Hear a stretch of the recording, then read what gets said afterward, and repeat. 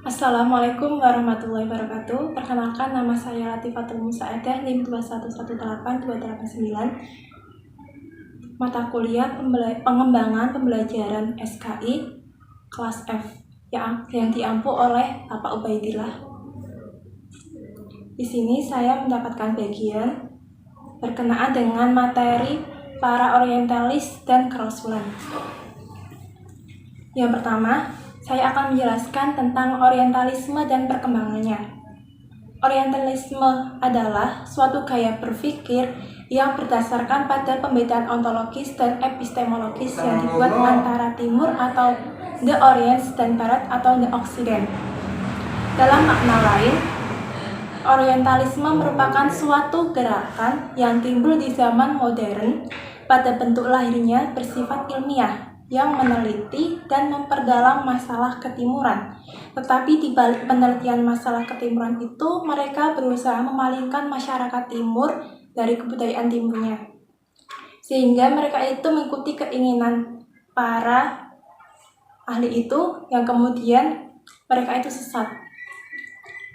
Penyebab langsung munculnya orientalis atau ahli ketimuran adalah adanya study yang dilakukan oleh ilmuwan barat tentang ketimuran. Minat orang barat meneliti masalah-masalah ketimuran sudah berlangsung lama sejak Islam berkuasa di Andalusia atau Spanyol pada abad ke-8 Masehi. Mereka melahirkan sebuah karya-karya yang menyangkut masalah ketimuran. Kemudian, secara garis besar, orientalisme itu dapat dibagi menjadi 3 periode. Yang pertama, masa keemasan zaman Islam. Yang kedua, masa perang salib sampai masa pencerahan di Eropa. Yang ketiga, yaitu munculnya masa pencerahan di Eropa sampai sekarang.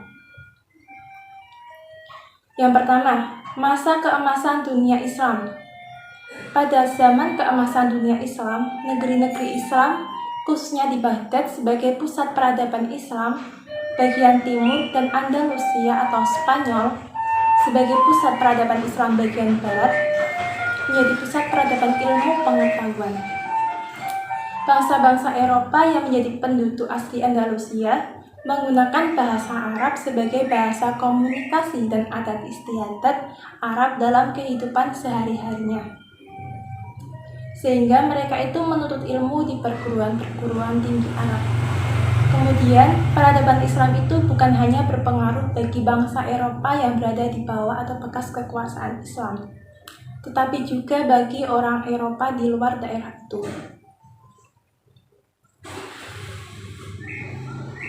Penuntut ilmu dari Prancis, Inggris, Jerman, dan Italia datang belajar ke perguruan dan universitas yang ada di Andalusia dan Sicilia. Di antara mereka itu adalah pemuka-pemuka Kristen.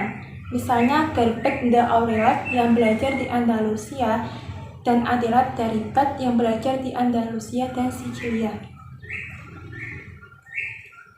Gerbert de Aurillac kemudian menjadi paus di Roma dengan nama Sylvester II. Adapun Adelaide setelah kembali ke Inggris diangkat menjadi guru Pangeran Henry yang kelak menjadi raja. Ia menjadi salah satu penerjemah buku-buku Arab dalam bahasa Latin. Dalam suasana inilah kemudian muncul orientalisme di kalangan barat. Bahasa Arab mulai dipandang sebagai bahasa yang harus dipelajari dalam bidang ilmiah dan filsafat. Pelajaran bahasa Arab dimasukkan ke dalam kurikulum berbagai perguruan tinggi di Eropa. Kemudian tujuan orientalisme pada masa ini adalah memindahkan ilmu pengetahuan dan filsafat dari dunia Islam ke Eropa. Tujuan ini meningkatkan minat mereka dalam mempelajari bahasa Arab di universitas-universitasnya. Kemudian yang kedua yaitu masa perang salib sampai masa pencerahan di Eropa. Perang salib antar umat Islam Timur dan Kristen Barat yang menghabiskan tenggang waktu antara tahun 1096 sampai 1291 membawa kekalahan dan kerugian bagi Kristen. Namun demikian tidak berarti umat Islam tidak menderita. Akibat dari perang salib tersebut, putra-putra terbaik bangsa gugur di medan tempur.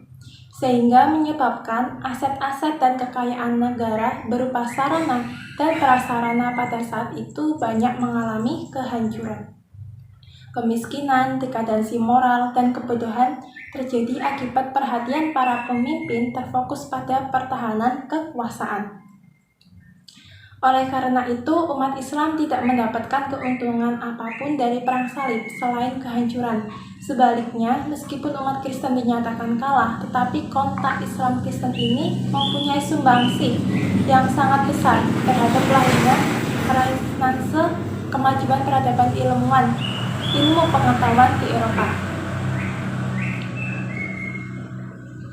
Pada periode awal perang salib, dibentuklah studi Islam yang memiliki tujuan misi pada abad ke-12 pada masa Peter Agung, kepala biara pria Cluny di Prancis, yang hingga saat ini menjadi lembaga utama pengetahuan Kristen. Peter sebagai kepala lembaga mengadakan perjalanan ke Andalusia atau Spanyol untuk mengunjungi biara-biara Cluny. Pada saat inilah Peter memutuskan untuk melakukan sebuah proyek besar yang melibatkan beberapa penerjemah dan sarjana untuk memulai studi sistematis tentang Islam. Ketika Peter memberikan otoritas untuk penerjemahan dan penafsiran teks-teks Islam yang berbahasa Arab, terjadilah cerita-cerita cabul tentang Muhammad.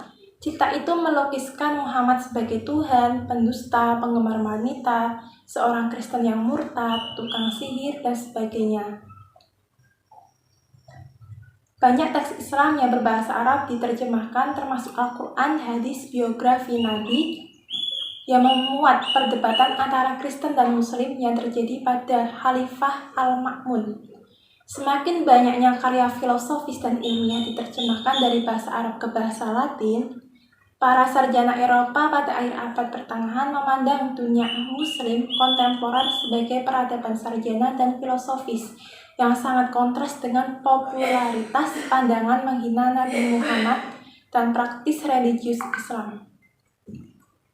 Kemudian yang ketiga yaitu masa pencerahan di Eropa sampai sekarang. Ketegangan antara Kristen dan Islam yang timbul akibat adanya tulisan-tulisan negatif dari para orientalis yang dialamatkan kepada Islam mulai mereda setelah memasuki masa pencerahan yang diawali dengan mencari kebenaran. Sikap positif ini muncul akibat adanya perubahan religius, politik, dan intelektual yang mendalam pada reformasi pada abad ke-16. Pada masa pencerahan ini, kekuatan rasio mulai meningkat, di mana sebuah tulisan yang dibutuhkan adalah objektif, bukan mengada-ngada. Mulailah muncul karya-karya mengenai Islam mengandung serangan-serangan dan menjelek-jelekkan, dan ada juga penghargaan terhadap Nabi Muhammad SAW dan Al-Quran serta ajaran-ajarannya. Kemudian kegiatan-kegiatan para orientalis yaitu meliputi mengadakan kongres secara teratur, mendirikan lembaga-lembaga kajian ketimuran, mendirikan organisasi-organisasi ketimuran, dan menerbitkan majalah-majalah. Kemudian pada awalnya orang Kristen itu mempelajari agama Islam hanya sebatas untuk mengambil ilmu pengetahuannya saja, seperti pada masa terbentuknya dinasti Andalusia Spanyol.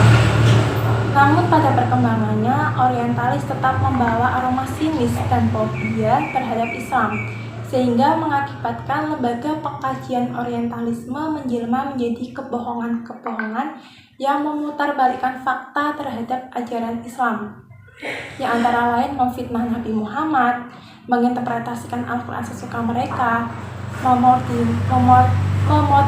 memodernisasi hukum Islam, menghidupkan kembali ajaran jahiliyah, serta menghidupkan nasionalisme kelompok Islam. Sekian, terima kasih penjelasan saya tentang orientalisme dan kerasulan Nabi. Apabila ada salah kata atau kekurangan, mohon maaf yang sebesar-besarnya. Wabillahi taufiq wal hidayah. Wassalamualaikum warahmatullahi wabarakatuh.